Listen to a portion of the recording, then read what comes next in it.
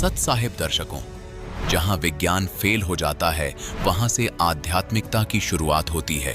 ये बात आपको शायद अटपटी लगे, लेकिन यह बिल्कुल सत्य है। आज आपको हम एक ऐसी श्रद्धालु का अनुभव सुनाने जा रहे हैं जिसे सुनकर आपको यह बात सत्य साबित होती दिखाई देगी।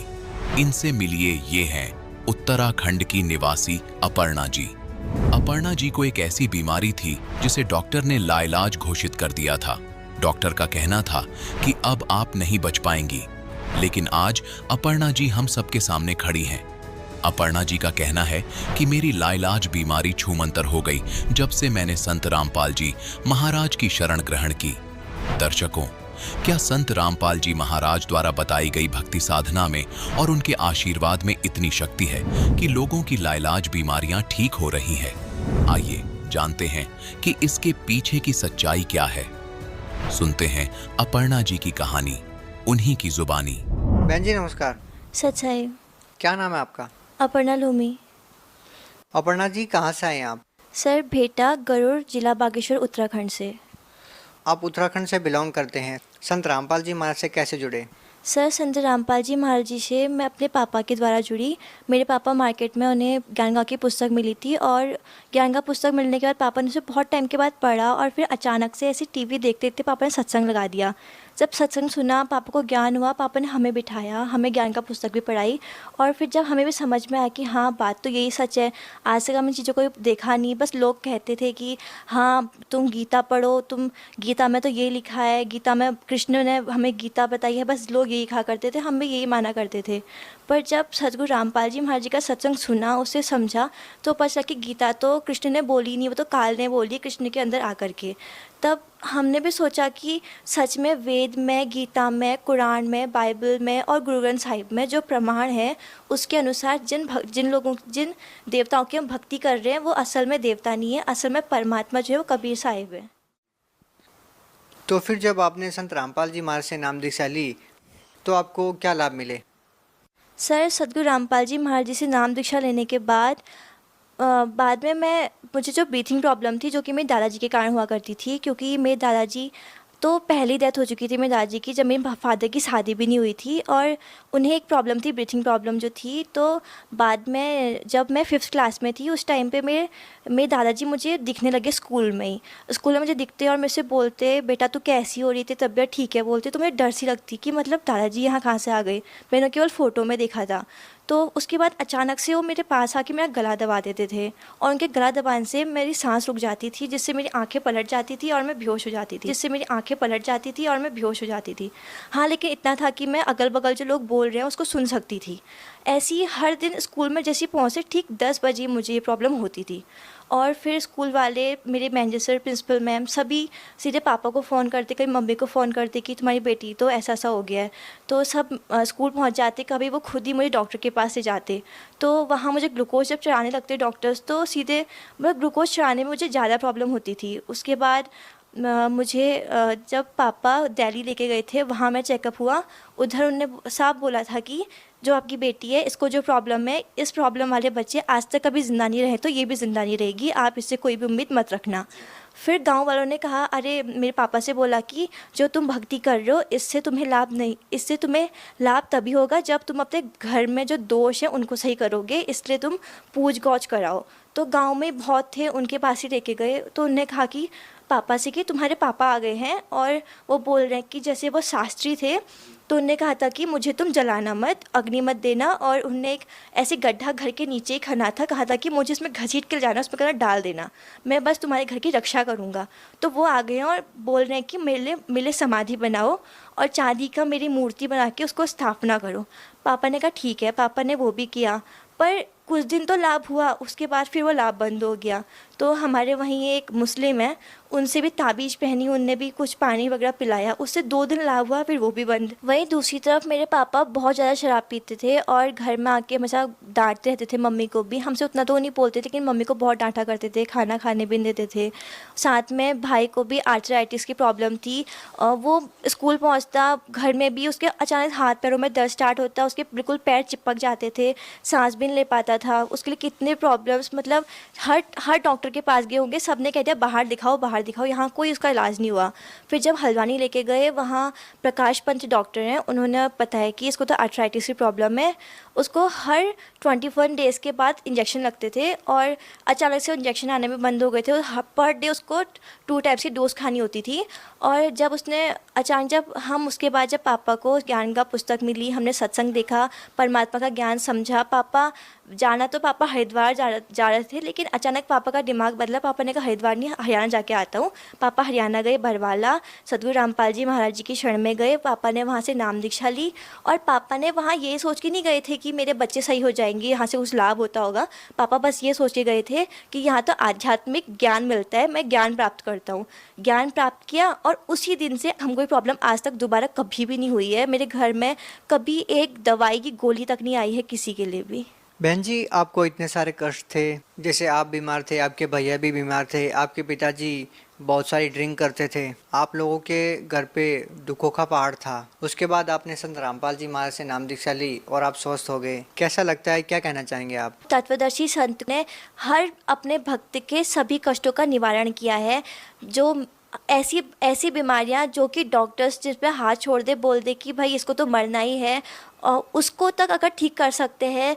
और मेरी दादी थी, वो मतलब जस्ट गाड़ी में ऐसे बैठती थी, वो वॉमिटिंग स्टार्ट कर देती थी और उत्तराखंड से हरियाणा जाने तक उनको एक बार भी वॉमिटिंग्स नहीं हुई, वरना हल्द्वानी जाने तक भी उनको ब्लड की और वॉमिटिंग्स होती थी। मतलब संत रामपाल जी महाराज जी की कृपा ऐसी है कि मेरी 99 ईयर्स की एक दादी थी और दूसरी दादी में 95 अबव थी। उन दोनों की ही प्रॉब्लम्स परमात्मा ने बिल्कुल सही कर दी। सदगुरु रामपाल जी महाराज जी की ऐसी दया है। तो क्या ऐसा कोई संत जो ये सब चीज़ों को दूर कर सकता है, वो कोई गलत काम कर सकता है, जिसने गीता वेद के सभी के अनुसार बिल्कुल सही भक्ति बताई है? अगर किसी को विश्वास ना हो तो खोल के देख सकता है कि सदगुरु रामपाल जी महाराज बिल्कुल भी गलत नहीं बोलते, बिल्कुल प्रमाण के साथ आपको बताते हैं सत्संग में। तो अगर वो गलत है तो वो आके बोल सकता है कि वो गलत यहाँ पे बता रहे हैं, लेकिन अगर वो गलत बोल ही नहीं रहे हैं, इसलिए कोई आ भी नहीं रहा है कि ये गलत है ऐसा कहने के लिए। आप उन लोगों को क्या संदेश देना चाहेंगे जो ये कहते हैं कि भक्ति करने की कोई समय सीमा होती है? बच्चे क्या भक्ति करेंगे, भक्ति करने की एज होती है प्रौढ़ अवस्था। आप उन लोगों को क्या संदेश देना चाहेंगी? वो समझते हैं कि बच्चे क्या समझेंगे कि शास्त्रों में क्या लिखा है, क्या गीता जी में लिखा है। आखिर बच्चे कैसे निर्णय कर सकते हैं कि शास्त्रों में क्या लिखा है? संत रामपाल जी महाराज शास्त्रों के अनुसार भक्ति बता रहे हैं या नहीं बता रहे हैं, ये इस उम्र के बच्चे कैसे डिसाइड कर सकते हैं? आप उन लोगों को क्या कहना चाहेंगी? सर, उन लोगों को जो ये सोच रहे हैं कि भक्ति करने की कोई एज लिमिट होती है, कि बचपन में भक्ति नहीं करते हैं या बुढ़ापा होएगा तभी हम भक्ति करेंगे, अभी तो हमारे काम करने के दिन है या पैसे कमाने के दिन है, उनसे मैं ये कहना चाहूँगी कि ऐसा कुछ नहीं होता है। जब हमें परमात्मा की शरण चाहिए, हमें मोक्ष प्राप्ति चाहिए, तो हमें सभी के सभी शास्त्रों के आधार पे भक्ति करनी ही होगी। जो भी शास्त्रों में लिखा है हमें समझना ही होगा। और गीता में, वेदों में, बाइबल, गुरु ग्रंथ साहिब, कुरान शरीफ, सभी में बिल्कुल प्रमाण के साथ जब लिखा गया है कि कबीर इज़ गॉड, तो हमें ये बात समझनी होगी। बच्चे हैं तो वो ज़्यादा शिक्षित होंगे, उन्हें एजुकेशन अच्छे से ली हुई है, तो उन्हें भी समझना चाहिए कि हमारे शास्त्रों में आखिरकार लिखा क्या है। केवल ये किताबें पढ़ के सब कुछ नहीं होता है, हमें अपने जो हमारे होली बुक्स हैं उनको भी पढ़ना ही होगा।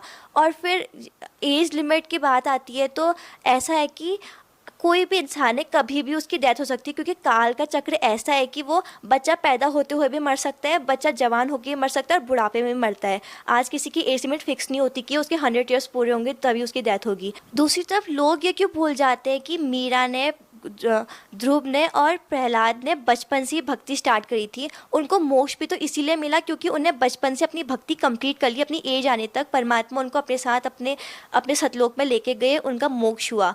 और क्योंकि आज के इस टाइम पे अगर हम बचपन से भक्ति नहीं करेंगे अगर तो फिर इतनी एजुकेशन लेने का कोई फ़ायदा भी नहीं है। क्योंकि अगर हम एजुकेशन लेकर के अपने परमात्मा के ज्ञान, दिए हुए ज्ञान को, सूक्ष्म वेद को, गीता को, वेदों को नहीं पढ़ सकते, उनको नहीं समझ सकते, तो हमारी ये एजुकेशन बिल्कुल व्यर्थ है, हमें इसका कोई फ़ायदा नहीं है। क्योंकि अगर हम मान लो आज ही मर जाते हैं, हम बच्चे हैं आज ही मर जाएंगे, तो फिर कहाँ आ रही है हमारी वो बुढ़ापे की एज लिमिट जब हमें भक्ति करनी है। तो फिर अगर अभी मर जाते हैं, नेक्स्ट नेक्स्ट जन्म में हमको फिर कोई योनि मिलेगी, उसमें हम भक्ति कर नहीं सकते। इसीलिए परमात्मा ने कहा है कि मानो जन्म पाए कर नहीं रटे हरिनाम, जैसे कुआं जल बिना बनवाया क्या काम। आप लोग जैसा कि स्कूल कॉलेज में जाते हैं, आजकल के युवाओं का भगवान के प्रति कैसी सोच है, क्या सोचते हैं वो भगवान के बारे में, आप उन लोगों को क्या कहना चाहेंगे? सर मैं अभी स्कूल में पढ़ती हूँ, जब मैं अपनी फ्रेंड्स को बताती हूँ कि असली भक्ति तो ये है, तुम कहाँ खाली इन झंझटों में पड़े हो कि तुम तो भूतों की पूजा करते हो, क्योंकि शास्त्रों में तो इनके बारे में कहीं नाम तक नहीं है, जिनकी तुम पूजा करो जैसे भुल्लू गोल्लू, तो पता नहीं कहाँ से इन लोगों को भगवान बना के ले आए यहाँ पर।